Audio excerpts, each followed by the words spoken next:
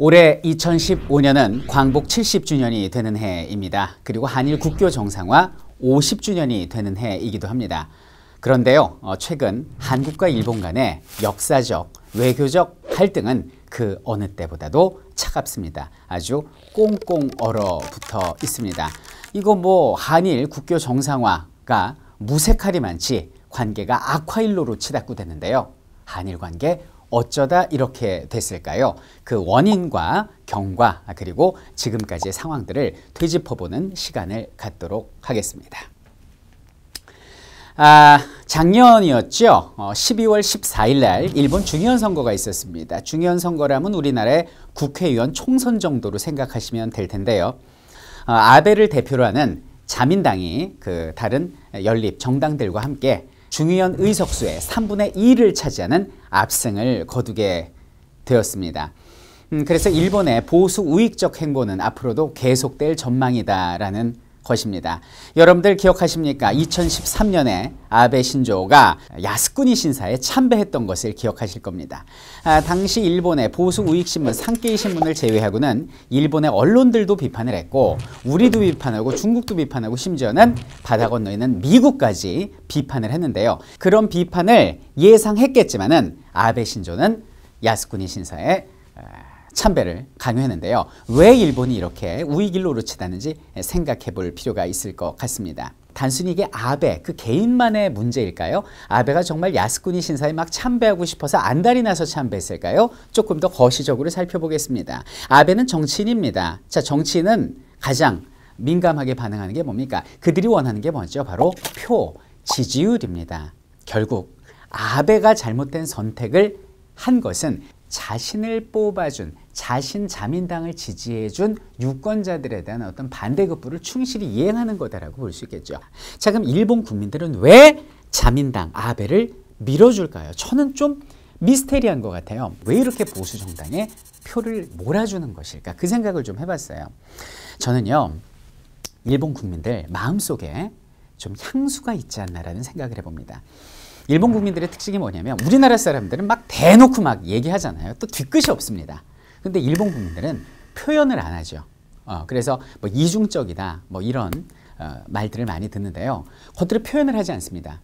그러면 이 사람들의 표현이 뭘로 나타나는 거예요? 결국 선거에서 표로 나타나는 거죠. 그러니까 자민당이 압승하는 데는 좀 일본 국민들의 그 성향 자체가 그런 것이 아닌가라고 생각을 해봅니다. 이런 거 아니겠습니까? 그 1930년대, 40년대 일본이 거의 아시아 전체를 침략하고 지배했던 적이 있습니다. 그 제국주의 시대인데요. 그때를 좀 그리워하는 그런 좀 향수가 있지 않나라는 생각을 해봐요.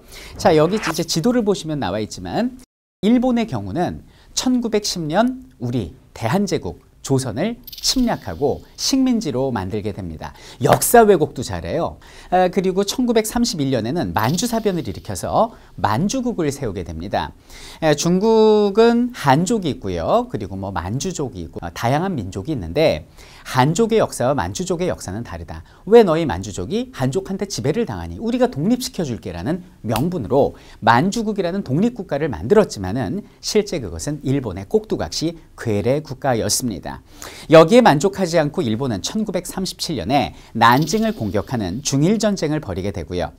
중국이 바로 항복할 줄 알았지만 당시 국민당의 장개석 정부는 서쪽으로 피신을 하면서 결사항전을 외치고 일본은 그에 대한 보복으로서 난징에서 30만 명을 학살하는 난징 대학살을 벌이게 됩니다. 이 당시 일본은 남쪽으로 내려갔을 때 여러분들 괌과 사이판 그리고 태평양의 여러 작은 섬들부터 시작해서 서쪽으로 가면 태국을 제외한 동남아시아의 거의 모든 나라를 침략하고 지배를 했습니다. 당시 일본과 동맹을 맺었던 나라가 바로 이탈리아와 히틀러의 독일인데요. 이탈리아, 독일, 일본 중에 가장 많은 영토를 차지한 건 바로 일본이었다라는 것입니다. 자, 그래서 일본인들은 이 지도를 보면서 어떤 생각을 할까요? 자, 우리 보면 보통 가장 영화로웠던 시대 그러면 어느 때를 꼽습니까? 고구려를 꼽습니다. 고구려의 전성기가 5세기입니다. 지금으로부터 바로 1500년 전에 우리의 영토가 이런 모양새였어요. 1500년 전을 우리는 그리워하는데요. 일본은 불과 이런 모양새가 100년이 채 안 됐습니다. 거의 7, 80년밖에 안 됐다는 거죠.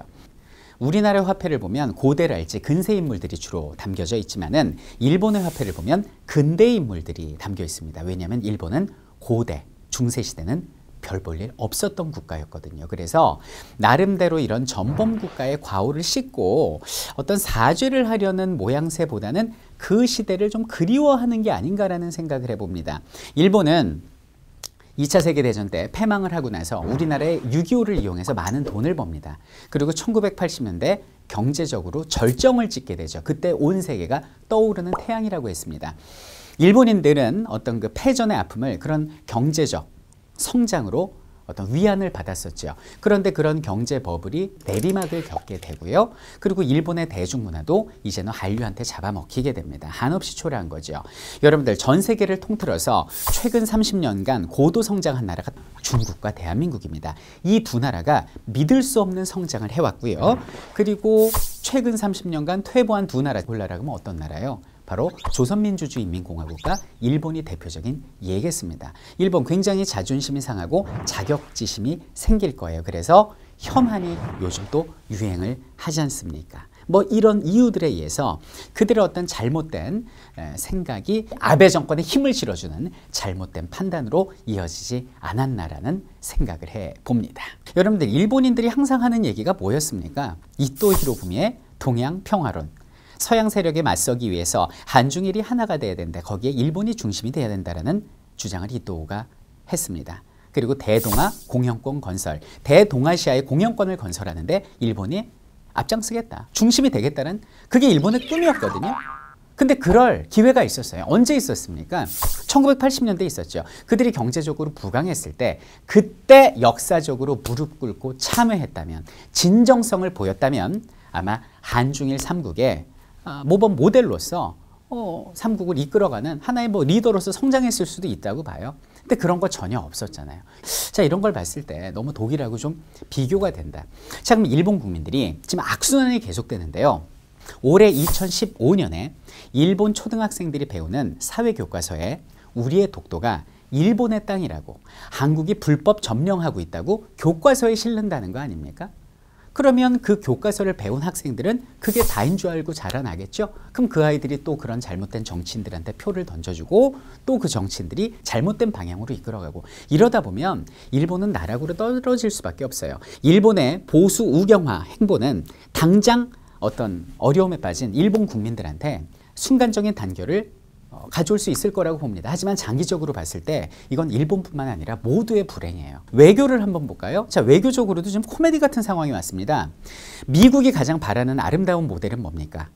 미국과 일본 그리고 대한민국이 자유진영으로서 똘똘 뭉칩니다. 그래서 이들이 어떤 중국을 북한까지 함께해서 북한과 중국을 어떤 견제해주는 요 생각을 미국이 하고 있는데요. 일본의 우경화 때문에 결국 우리나라는 누구하고 지금 손을 잡게 됩니까? 중국하고 외교적으로 이렇게 좋았던 적이 없어요. 박근혜 대통령이 역대 대통령 중엔 최초로 일본 정상과 만나지 않고 중국 정상 시진핑을 먼저 만나는 이런 일이 벌어지게 됩니다. 그러니까 북한 같은 경우는 또 중국하고 혈맹이었는데 우리하고 가까워지니까 또 러시아하고 또 최근 손을 잡았고요. 지금 미국은 또 일본하고 손을 잡고 있는 3파전 같은 상황이 됩니다. 제가 강단에서 강의를 할 때 학생들이 저한테 많은 질문을 합니다. 삼국시대 얘기를 많이 해요. 선생님, 삼국시대 때 고구려하고 백제가 친했어요? 아니면 신라하고 백제가 친했어요? 저는 이렇게 대답합니다. 그때 달랐어요. 왜냐하면 외교 관계는 살아있는 생물이라고 보거든요. 자, 일본의 우경화 때문에 지금 외교적으로도 굉장히 좀 황당한 상황이 벌어지게 됐는데요. 이런 일본의 잘못된 판단, 그 악순환의 고리를 끊어야 됩니다. 누가 끊어야 될까요? 바로 일본 국민들 스스로가 용단을 내려야 되지 않을까라는 생각을 해봅니다. 일본 국민들 중에도요, 정신 똑바로 박히고 선량한 분들 굉장히 많습니다. 이런 분들의 목소리가 커져서 일본 국민들이 올바른 판단을 하기를. 그래서 한중일이 더 이상 이런 과거의 잘못들 다 털어내고요. 한중일 3국이 손을 잡고 윈윈하면서 동아시아를 발전시켜야 될 거 아닙니까? 이런 새로운 세상이 펼쳐져야겠다라는 생각을 해봅니다.